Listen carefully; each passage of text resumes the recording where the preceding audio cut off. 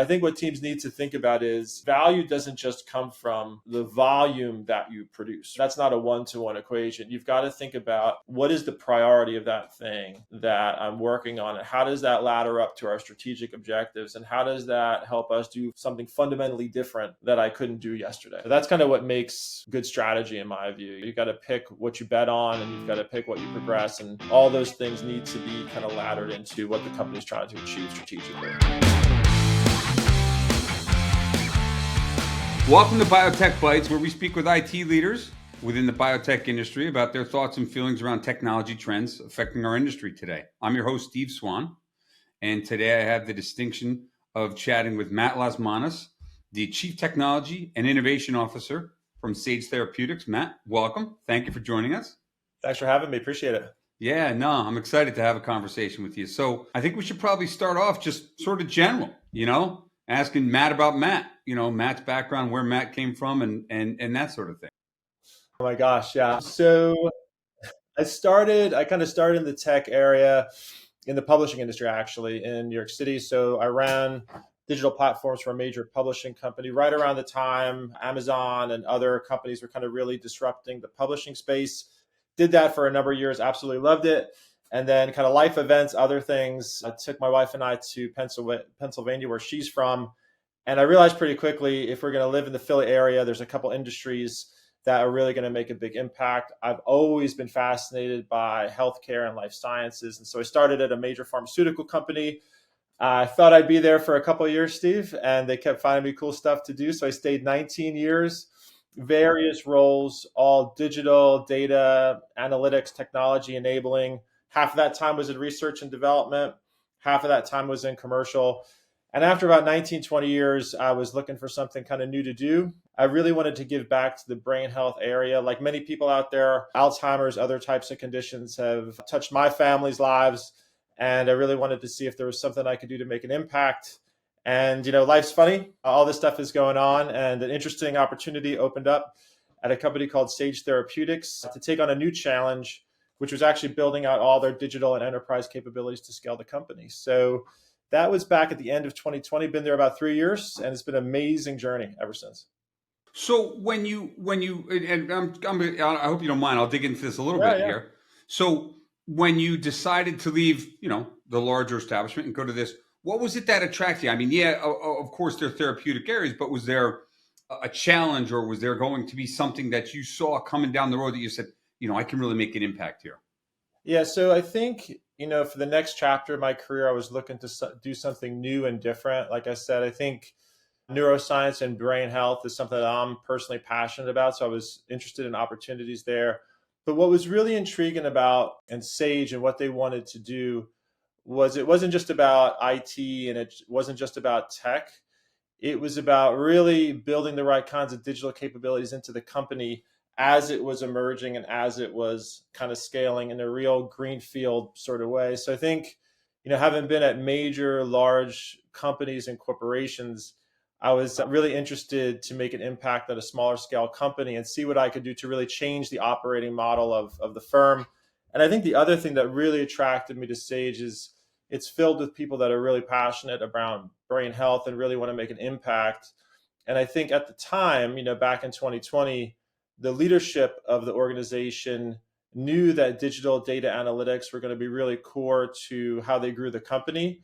They just didn't know how, right? And they needed somebody to come in and really build that all out for the firm over the longer term, So that the combination of all those things is kind of like really the sweet spot for me. I mean, I'm gravitated towards things I'm passionate about and where I can make a strategic impact. And, the opportunity at Sage was really kind of compelling from that perspective. It's been an amazing journey ever since.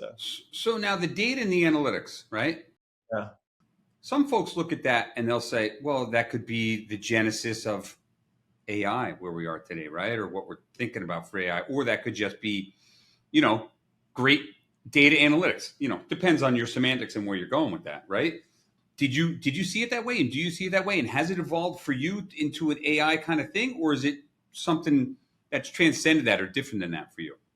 Yeah, I think, stepping back from the AI specifically for a second, I think what I always coach teams on is let's figure out the business problem we're trying to solve. Like, what's the strategy? What's the objective? And, I'm not one for chasing shiny objects all around the world, right? Or chasing trends. And I think there's a lot of, you can get yourself kind of lost in the forest that way pretty quickly. I think, from my point of view, from a life sciences industry, it is an industry that's fueled by data, fueled by information, and fueled by analytics. From the very beginnings to where we're thinking about which out of these 10, 20, 30,000 molecular solutions is going to work, all the way through to making sure that the marketplace is educated about that. And there's just massive amounts of opportunities to be data driven kind of along the way. So I think whether it's Sage or any other company out there, the lifeblood of life sciences companies is fueled by data, kind of inherently. So, one of the first things we did at Sage was take a look at, they had a very strong IT operational kind of team, desktops, laptops, infrastructure, that sort of stuff. But they really hadn't taken the opportunity to build out the data strategy, the data platforming, the AI and analytics yet. And Sage at its core is based on a really strong understanding of neuroscience and molecular targets, And so we took the opportunity to say, hey, how can we maximize the utilization of that information across the value chain, across the company, and put in the right data platforms to kind of do that? So that was sort of step one. And now step two, obviously, we do a lot of thinking about the right kinds of analytics to apply to those problems, and in certain cases we have found application of AI and those kinds of models makes a lot of sense for the types of things we're trying to solve for. But it's not like we treat, not everything is a nail we're trying to hit with the AI a hammer. You know Right, what I mean? right. So Yeah, no, try to exactly what you use mean. it in a way that makes sense. But Yeah, so you took the foundation. So you had a core technology. It was there. It was in place. You had a great science core, right? Sage is a great scientific based company. You took your approach to IT to the science side, right? How do we solve these problems with our technology right. and our digital capabilities, and how do we continue to build that out? Is what you're telling me, right? Exactly. Yeah. And in fact, we kind of outlawed the use of the term IT at Sage. You know what I mean? So we Sorry. technically don't even have an IT team anymore. Although we do IT work, it's a small part of, my team's responsibilities. So that's there, but we don't actually call it IT anymore. We call it digital and enterprise capabilities, or DEC for short. And, sometimes how you frame something, tells you a little bit about what you're trying to do, So from our perspective, the technology is important, the data, all those things are critical, but it's the people, the process, the technology, the capability, bringing all those things together to say, this is the strategic problem we're trying to solve. This is the strategy we're trying to enable. So how do we bring those things to bear to, propel the company forward? So yeah, it's interesting when new employees come into Sage, they've never heard the word IT. If you ask them where the IT department is, they couldn't tell you actually, because they don't know. So it's been fascinating to watch that kind of cultural change as well across the company. But yeah, it's been a really great journey. And I think at this point, we have the capabilities in place, we have the skill sets, the teams, and now it's about making sure that as we grow and scale, we're leveraging those to propel the company forward. So yeah, it's been fascinating. What do you think over that time frame, right? And we didn't really talk much about this, but what do you think over that time frame has been, I don't know, I don't want to say the one technology, but sort of maybe the technology or the concept within IT that's been most beneficial to your approach, right? To being that catalyst, to being the one to help get you to that answer. Because it sounds like you almost want to, and you haven't quite said this, I feel like you're saying this, but kind of starting with the answer and working our way backwards as to how we're going to get to that. We know where we want to go. We just got to get there, and we got to figure out how we're going to get there. But let's make sure we know where we're heading, right? But what has been sort of the technology that you think has been the, maybe there's several, I don't know, that have really been the difference Yeah. maker. So we focus on three or four kind of key areas in my group. So one is about what I'll broadly call kind of the digital innovation area. That's fundamentally two things: how we show up in the marketplace with our digital experiences, as well as how we think about new types of sensors, wearables, those kinds of things to embed in our clinical and research development processes. So that's the digital innovation part. The second kind of focus area for us is the data analytics. And so that's from an enterprise perspective. How do we bring all our data assets to bear across the company to solve complex scientific and business challenges? The third one is operational, right? So, which includes the IT part we kind of talked about before, the IT, Don't say that. Don't say cybersecurity, that. clinical development, all those kinds of core foundational operational components is in our operational layer. And then kind of the fourth one is a little bit more cultural, which is we have a set of kind of core values at Sage, one of which is this thing, forge new pathways. And that's about how do we think about innovation across the company, right? So how do we take that scientific experimental mindset that we see in the science and how do we apply that across the whole enterprise from a cultural point of view? So that's like a fourth thing that my team helps out on, from a kind of a process and people change perspective across the company. I think it's like how do you pick your favorite of your children? You know what I mean? When you boil all those things down, they, like we talked about before, they all require data, right? Like at the base foundational level of it, if you don't have the right capabilities to wrangle and bring your data together, to integrate it across your organization operation, it's hard to extract the maximum amount of value across the other components of it, So I think for other teams out there that are thinking about their transformation journey and where they're trying to go, that core, getting the data component of it right first, for us anyway, in my experience, has been transformational to like propelling the other aspects of what we're trying to do from a capability perspective. So I hear a lot about the data from folks, either having to go back, right, and retroactively clean up their data, or having to get, fill holes in their data, whatever it might be, right? Yeah. Because you're building all these great things, but you don't want to go towards the shiny new object. It's just, it is what it is. Yeah. But I see what you just said, where it's, your fourth component, right? Where you were talking, it's more the soft skills. It's more building out the right attitude, and it's more about, create the structure where folks can go and seek those answers, as opposed to this is the box we have to fit in. That's not what we're looking for. We're looking for the right answer. We're not looking for to fit within that box. That's what it sounds like you're saying to me. Yeah, exactly. And in that fourth kind of bucket of mindset change, if you will, or cultural change, however you want to phrase it, here's an example. So one of the first things we did when we stood up the new team, we knew that there was a lot of big transformational things that we're going to try to do, build the right scalable capabilities for the company.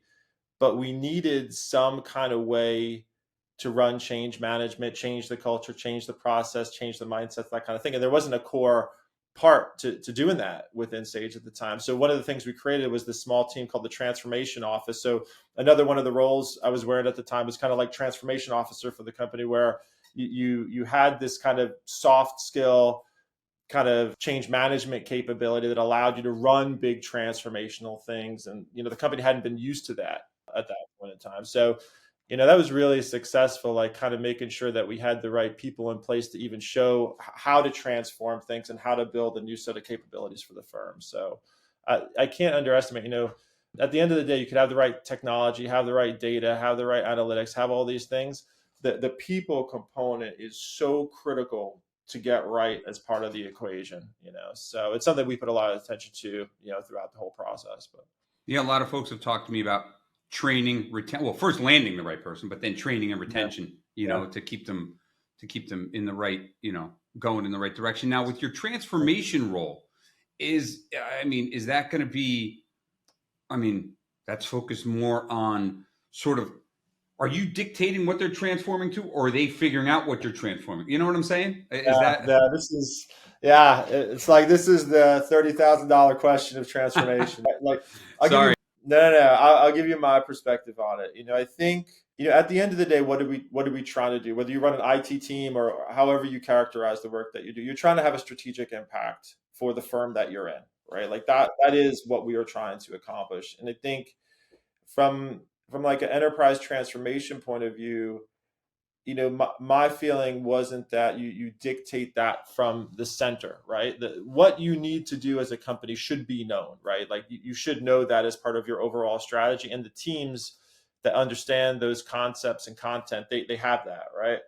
But what we were trying to do at the time, which I think was one of the more successful things we actually did, was bring the skills and tool sets and thinking to bear on how you get from like point A to point B. That was the critical aspect of making it happen, the execution aspect, if you will. And now we've kind of evolved that thinking to going towards more product focused approach to digital products and that kind of stuff. But back then, even getting into how you transform the people, the process, the tech aspect of it was really critical. And it was really having the right capabilities and skills and thinking to enable that stuff to happen versus dictating the exact thing that was going to occur. Now, do you think going forward as an industry and as a company, right? Do we have a lot of ground to cover as far as making those transformations from the biotech industry? You know what I'm saying? Like, personally, for me, I personally think we have a lot of ground to cover still. I'll give you a small example, if you will, right? please. So when I was starting out, like I said, I was in the publishing industry, which if you don't know much about publishing, it was one of the first areas to really be disrupted with digital and information transformation and that kind of stuff. Amazon. Amazon, there were a lot of companies at that point in time really trying to change how we consumed information, published information, that kind of stuff. And so at the time, there was a huge amount of upheaval.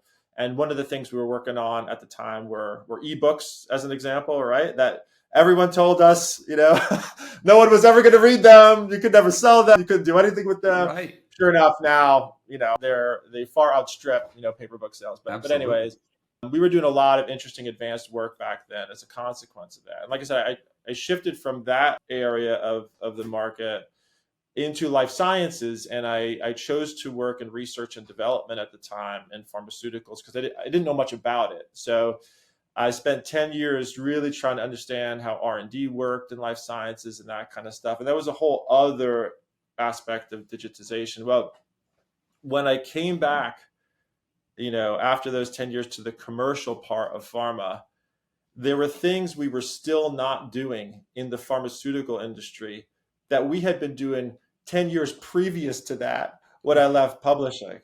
Yeah. You know what I mean? Yeah, so it just goes to show you, there's a lot of research and studies on this, that certain industries, the more types of regulatory requirements and other things that are built into them, the slower they tend to adapt to change within the marketplace. So I think, since I was more on the commercial side of pharma and now coming into this role, I think we've done a lot of catch up. So I think you start to see a lot of these kinds of techniques being adopted in large life sciences and large pharmaceutical players.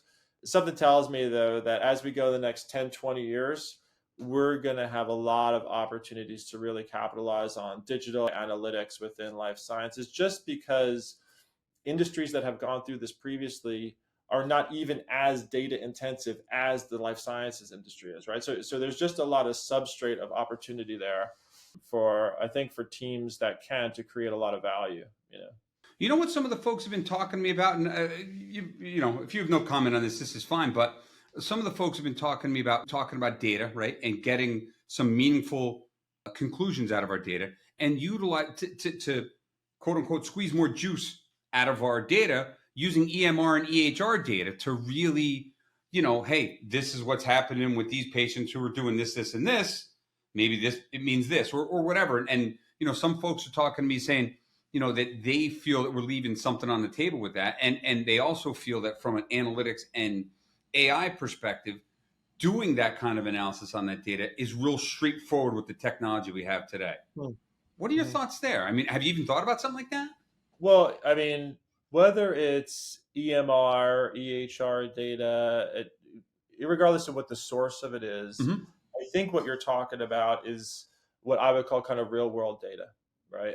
And irrespective of the source, why is RWD important? Well, if you think about it, within the various life sciences processes, before a product gets to the marketplace, it's tested, right? And it's tested through the various clinical trial studies and designs and those kinds of things, and it goes through the regulatory process. Well, that information is absolutely critical to understanding how those products work, how they're safe, how they're effective, et cetera. When those products get onto the marketplace, there's another huge opportunity to learn about their real world application and real world use.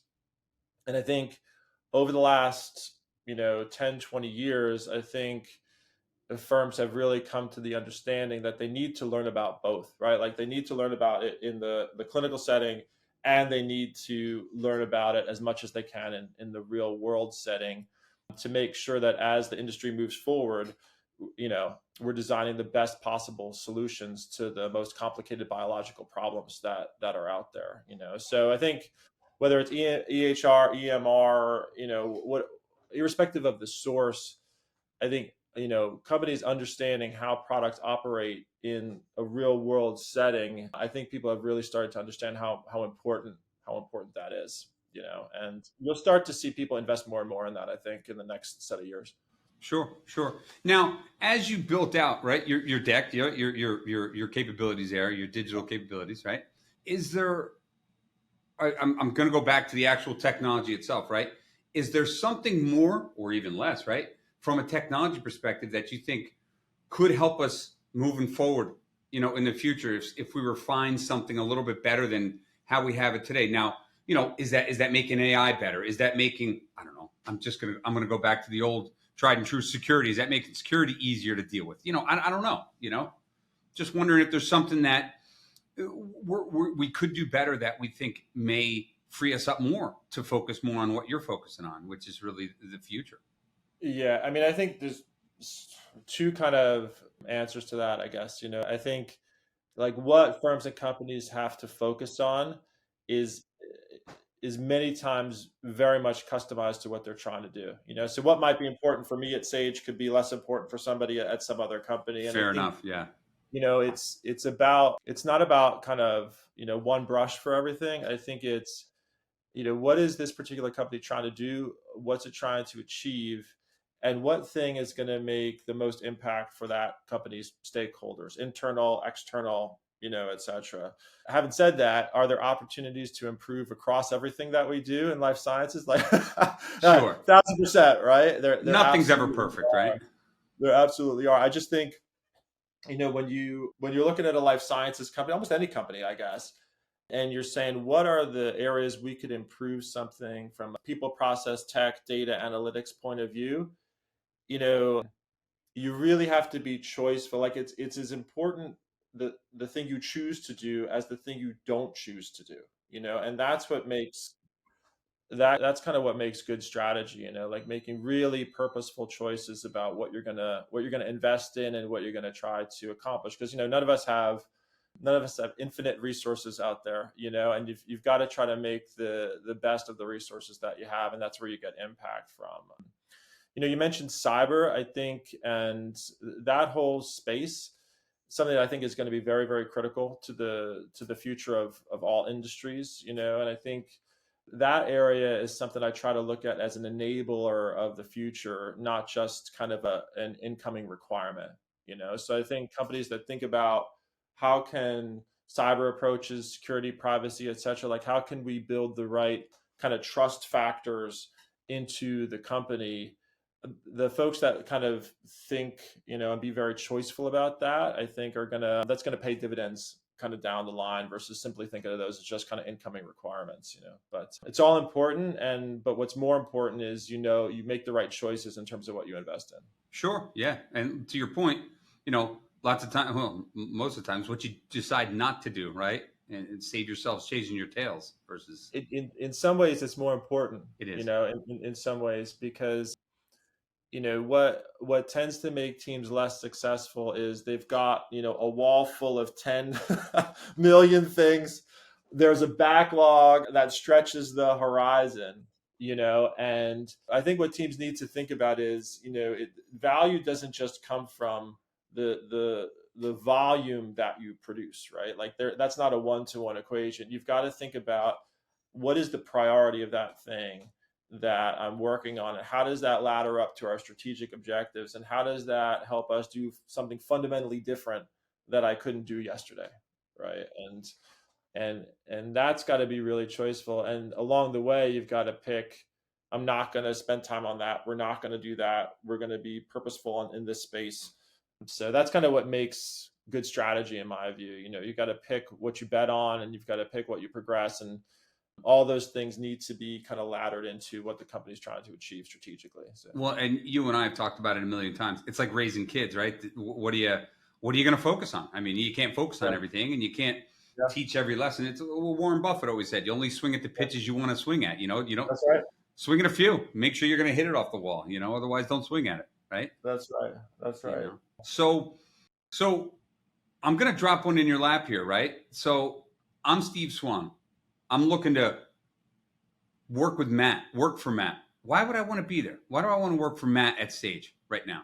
Yeah. So, I think from the Sage perspective, what strikes me about the culture of Sage that I found so compelling when I started, nearly to a person, everyone is really driven by the passion for brain health there, and I think if someone's out there, if they're interested in making an impact in that part of the industry, like I was, like many of my peers are, it's hard for me to think of a better place to kind of be. To a person, everyone has stories, is passionate, and really wants to make a difference. And you feel it, when you walk around the building or you walk around the company or talk to people. It's like it's like inescapable. You know what I mean? So that part of it to me is just it's hugely motivating for myself, my staff, the employees.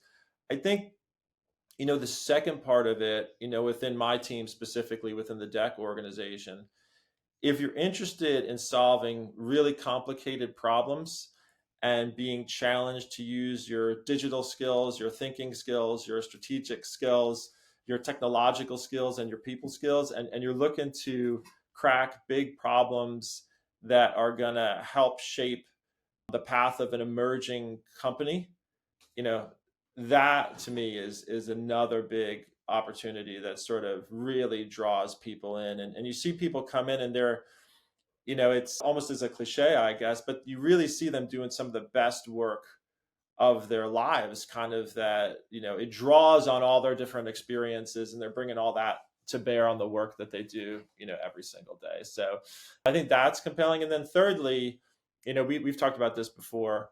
One of the things that we focus on in my team is the development of our people. So we have a series of, foundational development planning, succession planning, that kind of stuff. But on top of that, we've got what we call our workforce development program. So as an example, our cybersecurity workforce program takes folks that have absolutely no experience in cyber previously. They might be working in the help desk. They might be working somewhere else. They go through a training and certification program. They get to work on a really critical cybersecurity initiative for us. And when they come out of that, they're certified at a certain level in cyber. They've got some hands-on experience. They help out with the cyber team. And over time now that we've been doing this, we've actually had somebody progress, from working at the help desk, going through the workforce program, doing some part-time work at cyber, actually into cybersecurity analysis for us as a career kind of progression, So that has been just amazing. And the just the sense of accomplishment you see in the workforce when that kind of happens it's super cool to see. And then of course, beyond that, we've got our leadership development programs and everything else. But that third part of it has been cool. So. Yeah, with that third part of it, I mean, I don't know many, if any, companies that are doing that. There's got to be some, right? But I just don't know. But with that's just phenomenal. Why wouldn't you want to be there? Why wouldn't you want to stay there? I mean, if you're growing like that, boy, let's, again, I know I always go back to the parenting thing, right? And parenting and coaching kids. Yeah. If they're having fun and learning something, they're coming back and they want you to be their coach every year. You know what I mean? Absolutely. Same thing. Absolutely. And it helps too from a business continuity, a resilience perspective, because in essence, you have this opportunity to kind of cross-share learnings, cross-train across the organization. People wear new roles and new hats, and it's just super helpful both personally and for the team. So we've seen a lot of good output from that. Yeah, because then the folks in security, they can turn to this person that just came from the help desk a year ago and say, hey, listen, back off on them. This is what they're going through right now. It's that time of the month or year or quarter, whatever. They got to deal with some stuff. And I get it. I know what's going on, that kind of thing. I think that's awesome. It's great stuff. Yeah, sure. And if, as we have new, roles, pop up in other teams, they can get some experience. And and it's great. It's sort of, it still has a start. It's not quite a startup anymore in terms of its, our corporate profile, but it still has aspects of that, that kind of energy with it too. So that's awesome. Yeah, it's a great culture. We've got a really good culture. So, Now, so shifting away from the company, back yeah, to, I'm just going to go big picture here on technology. yeah. Is there anything you Yeah. think that we should cover on technology that we haven't, from a biotech or anything you wanted to get in there? Because we're running a little, we're getting Oh wow, close here. time's flown. Yeah, I mean, Yeah, I would that's just say, Steve, we haven't really touched on this yet, and I wouldn't, maybe not technologically, but if you think about the next, let's just say next 20, 10, 20, 30 years in the life sciences industry, I think for me, before brain health, the last few years, I spent a lot of time in oncology, immunology, rare disease, and I really saw how the oncology space evolved from the beginnings of chemotherapeutics to monoclonal antibodies to precision medicine, et cetera. And that happened over the span of a couple decades. And now you start to see within oncology real precision approaches to treating oncology conditions, right? And I think if we sort of forecast out, right, we forecast out and we take a look at the brain health area, what's exciting about brain science is we're on my personal opinion anyway, we're almost at the verge of that type of a transformation where over the next 10, 20, 30 years, I believe through some of the science, through some of the approaches, through some of the data and technology, actually, we're going to develop a much more robust understanding of brain health conditions. And we're going to get to a point where we can really drive very precise impact. And, if folks are thinking about, joining companies that are part of the brain health industry, think about what your digital and analytical skills could do in a space like that, how much you could help and how much value you could create. So to me, it's almost, I saw that happen in oncology, and now we look out over the horizon the next couple decades. I think there's a big opportunity to help a lot of patients with brain health conditions out there. So. what's awesome is how much the utilization of IT and technology has gone from, like we talked about at the beginning, the keep the lights on sort of mentality, Mm-hmm. Yeah, 15, 10 years ago, to now you're at the front of the class. Now you're, yeah. hey, can we do this? Can we crunch this? Can we figure this out?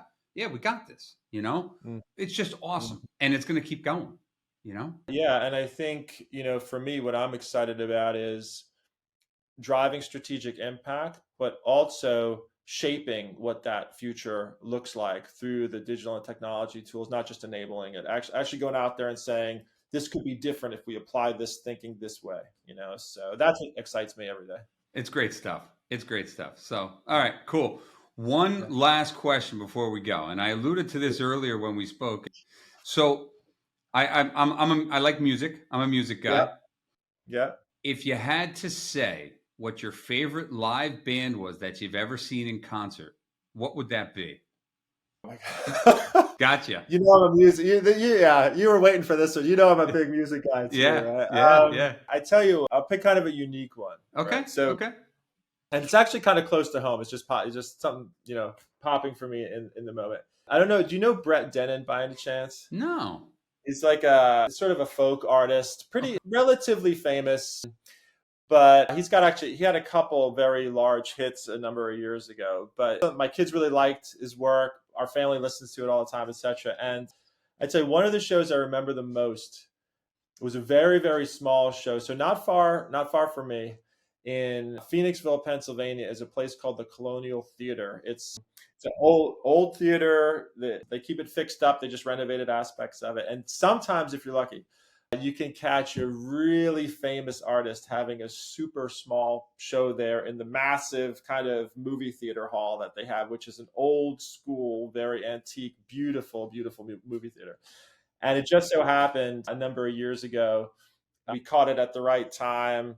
Brett Dennen was having an XPN show there for one night, I think it was. We managed to get tickets. We were sitting right by the front row, and it was just the right artist in the right place at the right time. It was just a magical, magical performance. And my kids were still young, and they were listening to his music all the time, and so they were just loving every minute of it. So yeah, it's one of my most memorable shows, I'd say, and close to home. yeah, it's great when you see, something that you remember. It's just, I don't know.